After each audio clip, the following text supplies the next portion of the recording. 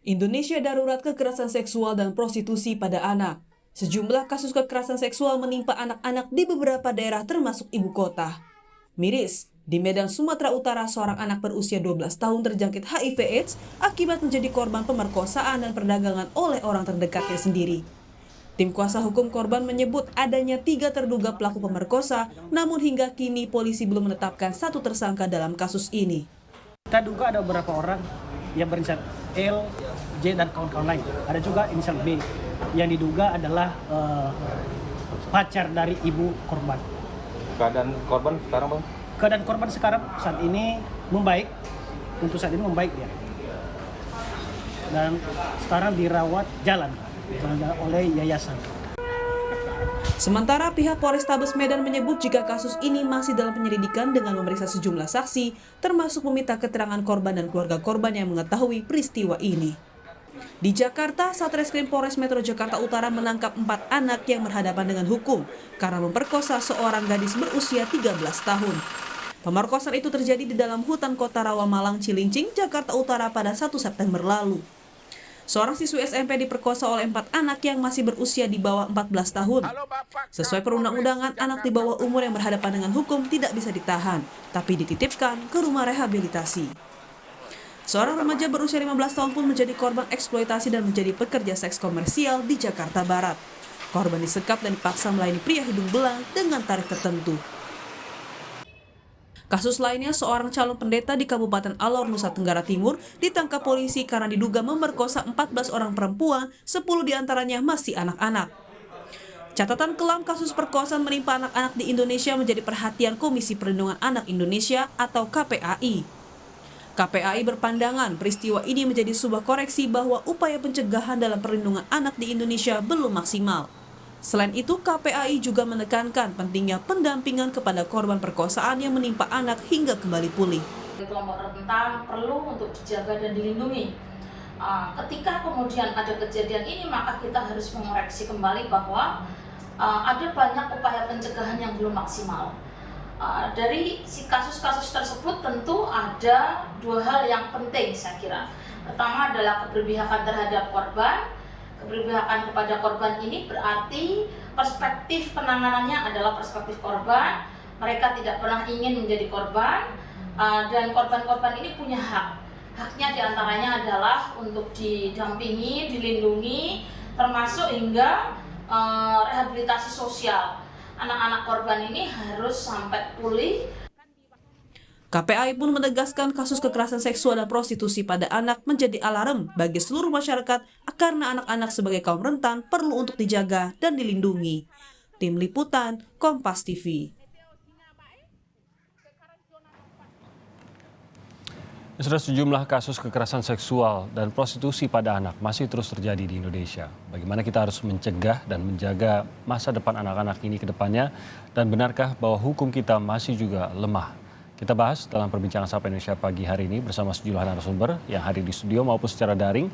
Yang sudah tergabung secara daring bersama kami ada Komisioner Komisi Perlindungan Anak Indonesia atau KPAI, ada Mbak Retno Lestiarti. Ada juga pakar hukum pidana Kang Asep Iwan Iriawan, dan yang hadir di studio psikolog psikologi Mbak Zoya Amirin. Selamat pagi Mbak Zoya. Pagi. Terima kasih sudah hadir di studio, dan juga kita menyapa ada Mbak Retno dan ada Kang Asep. Selamat pagi Kang Asep, Mbak Retno.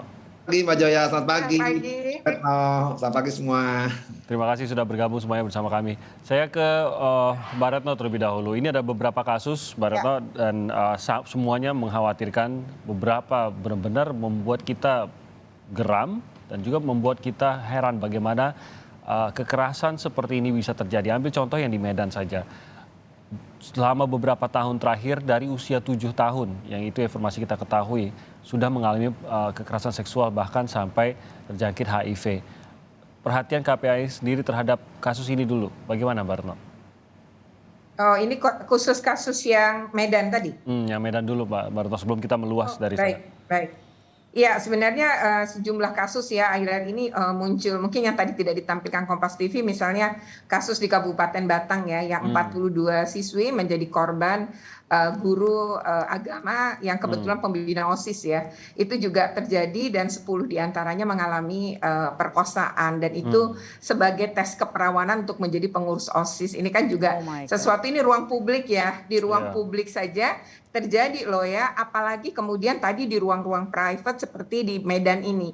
Jadi anak itu sebenarnya ayah ibunya divorce ya, kemudian ikut dengan ibu awalnya, tapi ibunya kemudian meninggal, kemudian ikut sama nenek. Dan serangkaian kepindahan dari satu tempat ke tempat lain karena neneknya usia 65 dan juga secara ekonomi tidak mandiri ya, sehingga memang bergantung gitu ya kepada keluarga yang lain. Nah kemudian ketika ikut dengan keluarga-keluarga ini ya disitulah kemudian kekerasan fisik maupun kekerasan seksual terjadi karena anak ini pun sempat mendapat kekerasan seksual ya dengan cara digantung. Jadi ini memang hal-hal yang ruang private tuh lebih sulit sebenarnya kita menembus dan para pelaku ini ya di ruang-ruang ini itu sebenarnya mereka yakin bahwa si anak usia 12 ini nggak mungkin melaporkan, si nenek juga, jadi ada relasi kuasa betul di situ bahwa ini tuh hidupnya bergantung saya gitu ya. Jadi dia yakin betul tidak akan terungkap gitu, dan ini banyak kasus ya ayah kepada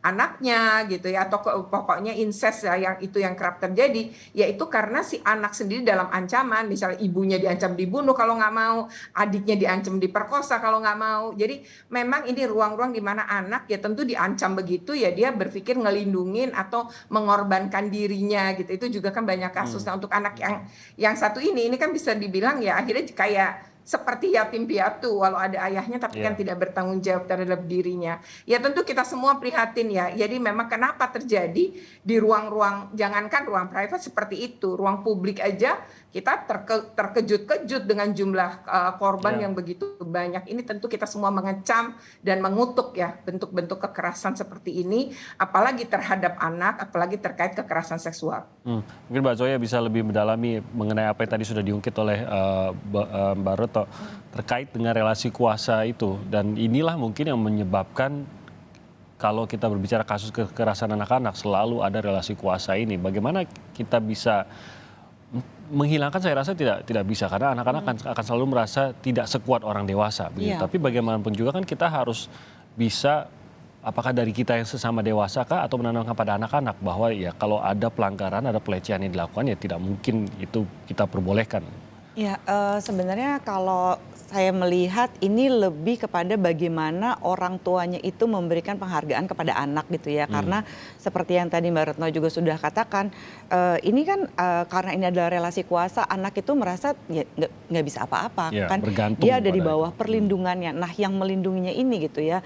Makanya kenapa dalam Undang-Undang Perlindungan Anak itu kan jelas bahwa yang berusia 18 tahun ke bawah gitu ya. Mungkin nanti Kang Asep akan bisa menjelaskan lebih lanjut gitu.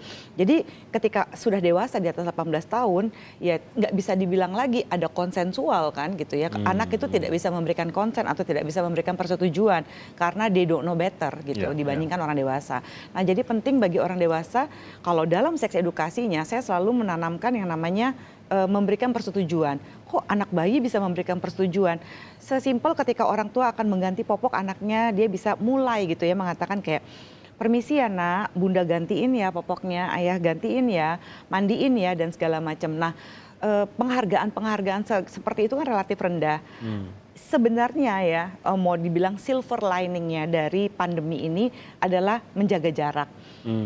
Kalau kita melihat dari angka kemiskinan, ya misalnya rumah yang dimana satu rumah itu berisi banyak sekali orang, itu tidak ada batasan atau boundaries yang sehat. Pandemi ini mengajarkan kita mengenai jaga jarak ya. Sebenarnya jarak sosial yang aman itu kan 1 sampai 1,5 meter. Tapi bayangkan apakah kemiskinan memungkinkan setiap anak belajar boundaries itu. Itu juga adalah masalah yang cukup pelik di negara ini kan.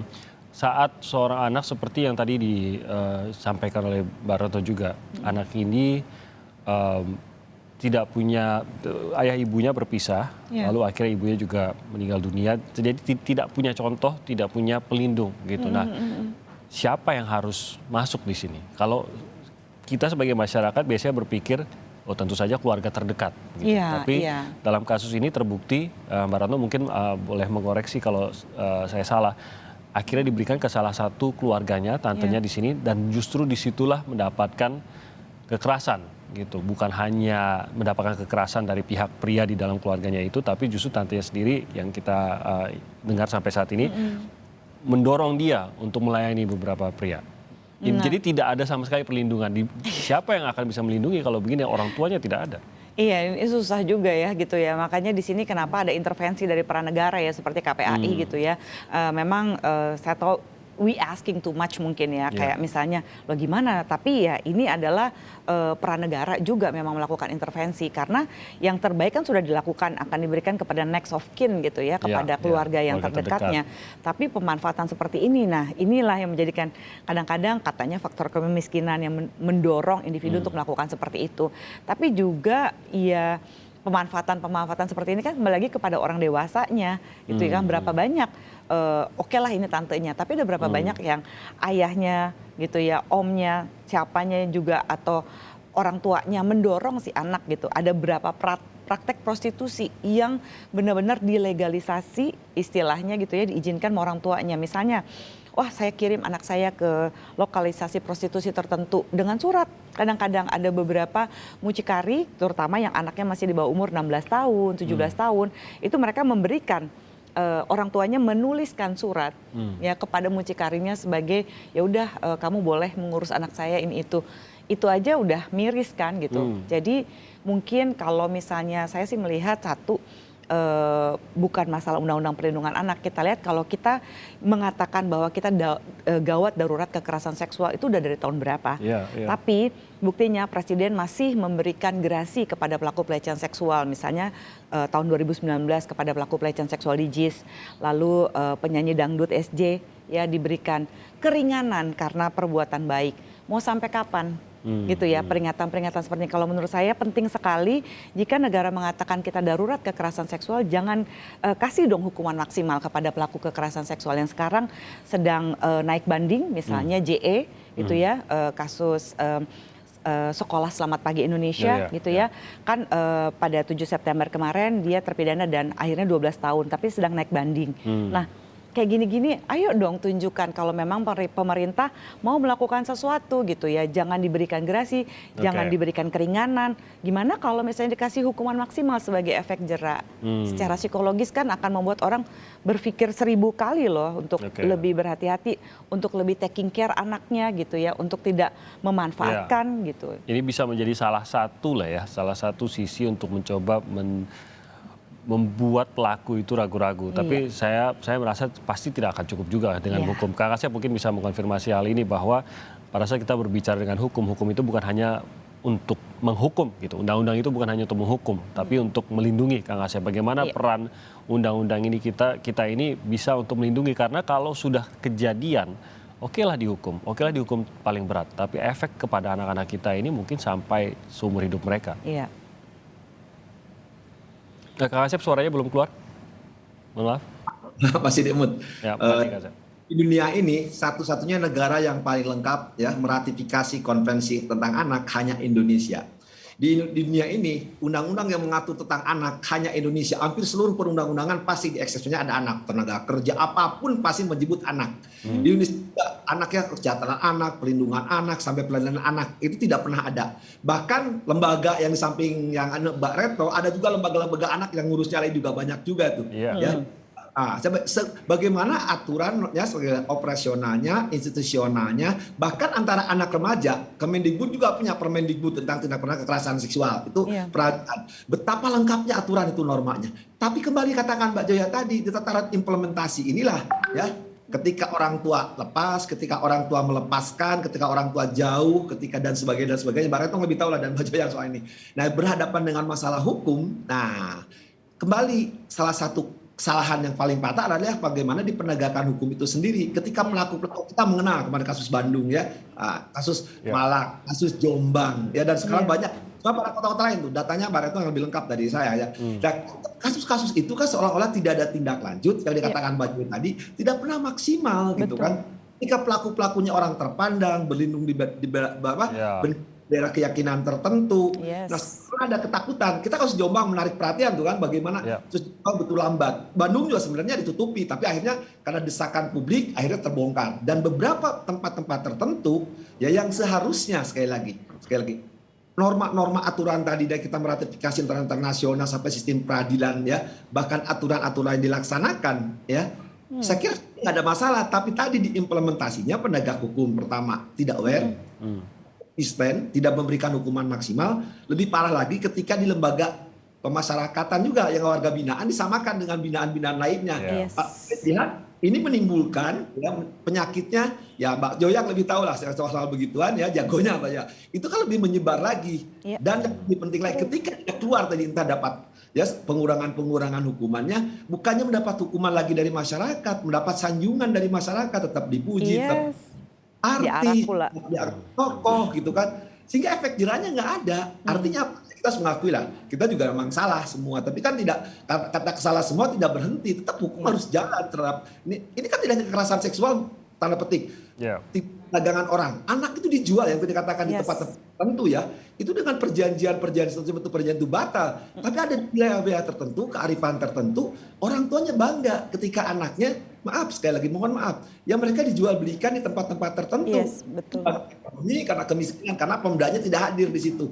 Jika masyarakatnya miskin, mereka bangga di situ, atau mereka tidak menyelesaikan sekolah, kalau sekolah tidak menyelesaikan, tidak sampai di situ, nah mereka bangga diperjualbelikan, mereka bangga. Tidak dalam negeri loh, perjualbelikan sampai ke luar negeri kan, beberapa wilayah negara, bahkan ke beberapa wilayah negara tertentu itu kan istilahnya ada, kalau dari Indonesia itu yang paling bagus katanya, itu kata kita perih gitu kan, kita perih gitu hati ini kok anak-anak kita menjadi apa, padahal bahasa hukumnya kan kita harus menjaga tumbuh kembang anak demikian depan, tapi kenapa tumbuh kembang masa depan ini kita dibunuh oleh penegak hukum, oleh orang tua yang tidak, negara yang tidak hadir, ya negara yang tidak tadi, undang-undang udah ada. Cuma ketidakhadiran tadi tidak ada perhatian ketika KPAI udah berusaha maksimal, cuma ngomong aja Mbak Retno. Nggak selesai bawelnya Mbak Retno nggak didengar kan oleh yang lain kan. Nah akhirnya apa yang terjadi? Ya itu terus berkelanjutan ketika kota-kota hanya muncul 1, 2, 3 gitu kan. Tapi itu juga setelah kita ribut baru dikasih hukuman mati gitu. Kalau nggak ribut ya biasa-biasa aja damai, apalagi yang menyangkut wilayah-wilayah yang menggunakan bendera keyakinan tertentu. Kita melihat dalam bertahun-tahun lah ya, kita mau menarik kasus, terlalu banyak kasus yang bisa ditarik gitu baru tahu. Tapi sepertinya kita cuma bisa satu kasus mencuat, kita tunggu bagaimana penanganan hukumnya, dan seperti menunggu kasus lain akan mencuat lagi gitu. Tapi tidak ada langkah perbaikan, tidak ada langkah maju dalam perlindungan anak Indonesia. Ataukah saya salah, Mbak Retno? Ya, pertama tadi perlindungan anak tadi betul Kang Asep bilang itu tidak bisa berhenti di regulasi, tapi bahwa harus ada implementasi dan ada pengawasan kan dalam hal ini. Nah, misalnya beberapa kasus kan ini terlihat seolah-olah kalau viral kemudian ditangani, sebenarnya sih enggak ya. Apalagi kekerasan seksual ini data kami yang tertinggi adalah pada sekolah dasar. Artinya kejadian-kejadian di tempat-tempat ruang seperti publik tadi di lembaga bernama pendidikan yang sekarang diakui oleh Mas Nadiem ya, Mas Menteri sebagai 3 dosa besar, kan salah satunya adalah kekerasan seksual dan memang parah gitu. Jadi misalnya sekarang nih ya, kami ini sedang menangani kasus, kita tidak ungkap ke publik tuh banyak banget kasusnya. Ini yang sedang saya tanganin aja ada 3, semuanya sekolah SD dan 1 diantaranya adalah 12 korban dengan pelaku adalah pelatih pramuka pada saat persami. Dan ternyata kasus-kasus yang kemudian terjadi pada kegiatan-kegiatan seperti itu pun cukup tinggi angkanya. Jadi ini bagaimana anak-anak kita terancam karena tadi ya, misalnya kalau Pak sedang ada kegiatan persami, kan mestinya guru yang perempuan tidur bersama murid yang guru perempuannya dampingi murid perempuan kan, tidurnya kan dalam kelas. Yang terjadi kan tidak gitu, begitu pun guru laki-laki. Jadi ada pengabaian gitu. Jadi ketika pelaku memasuki ruang tidur ini, semua terlelap tidur sampai gurunya. Nah, lalu siapa yang akan ngelindungin anak itu misalnya gitu. Ada beberapa kasus yang kami kami temukan juga seperti itu. Jadi kita selalu bertanya, ini SOP-nya gimana? Aturan di sekolah ini seperti apa? Ketika ada kegiatan begini, lalu kemudian ini Sudin berada di mana? Izin apa enggak? Dan lain-lain gitu. Jadi ketika kita mulai menelusuri, wah banyak betul bolong-bolongnya. Jadi tetapi ketika kita mau datang, itu mereka mengatakan udah selesai kok. Orang tua juga sudah tidak mau mengungkit-ungkit. Kan aneh gitu. Nah, sementara kami hadir tuh mau pemulihan.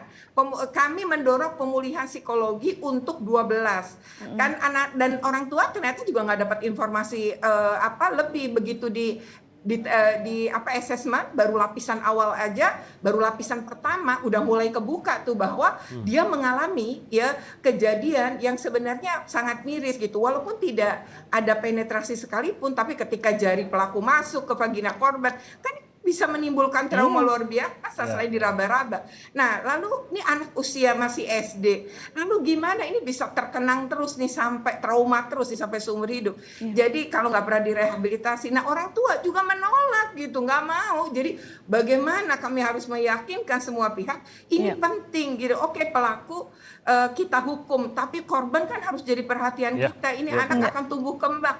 Nah, ini hal-hal yang begini nih ya, itu berat loh orang tua menutupi, sekolah misalnya juga tidak kooperatif gitu.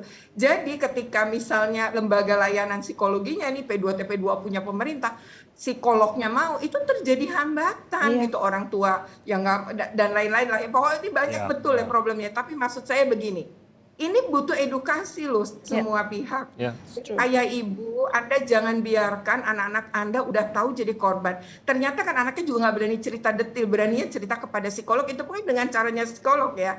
Nah tapi ini kan artinya harus dibantu, ditolong. Anak kita jangan biarkan punya masa lalu kelam yang selalu dia ingat gitu. Nah ini kita ingin mengembalikan anak seperti semula aja, susah banget gitu. Apalagi disuruh ngelapor, itu juga jadi udah kadu terjadi, kita harus laporkan itu aja dilarang-larang gitu. Jadi maksud saya sekali lagi bukan bahwa kalau dianggap bahwa lembaga negara seperti kami itu seperti memadamkan api, kami sebenarnya nggak ingin begitu. Tapi bahwa kasus-kasus viral ya mau nggak mau dong kami ikut. Nanti kami ikut ya disalahin, kami nggak ikut ya juga dimaki-maki begitu. Ya kasusnya banyak lagi. Iya, itu memang tugas kami. Mau dibully ya urusan berikutnya, bahwa berhak mendapat perlindungan dan pemenuhan hak sebagaimana diatur undang-undang, itu tugas kami gitu, mengingatkan semua elemen lah ya, termasuk pemerintah pusat, pemerintah daerah dan lembaga lainnya lah, itu juga menjadi hal yang kita utamakan gitu, kepentingan anak. Dan bahkan bukan hanya lembaga-lembaga seperti KPAI dan lembaga mungkin di pemerintahan daerah dan lain-lain, semua mungkin ya. Kalau tadi dari gambaran dari Mbak Retno juga menggambarkan bagaimana seperti menjalankan SOP untuk sebuah acara di lingkungan pendidikan sekolah saja, tidak berorientasi pada perlindungan anak-anak tersebut, gitu. Lebih kepada orientasi acara, kelancaran acara dan lain-lain. Kita belum sampai ke sana bahkan. Kita masih akan lanjutkan lagi perbincangan ini. Kami akan jeda sebentar, tetap di Sapa Indonesia Pagi.